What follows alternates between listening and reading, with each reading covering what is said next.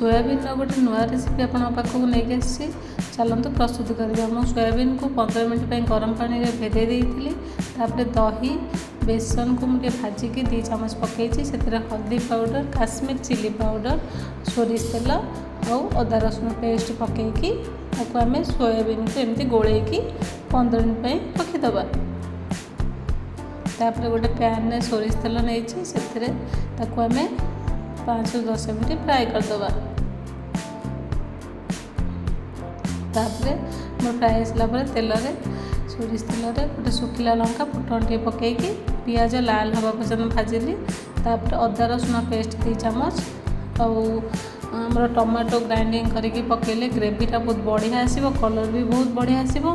तापर आमर मसला मसली जमी पकड़ा कथा पकईकी तापर आम सोयाबीन टा भजा होता सोयाबीन को आम पकईबा। से जो दही पानीटा रखते से पानी दबा।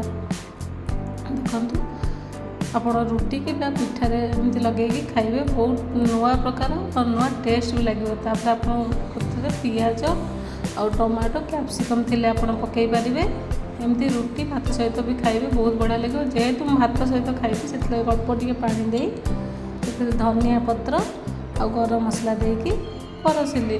सोयाबीन निहाती एमती बनातु सोयाबीन नुआ रेसिपी।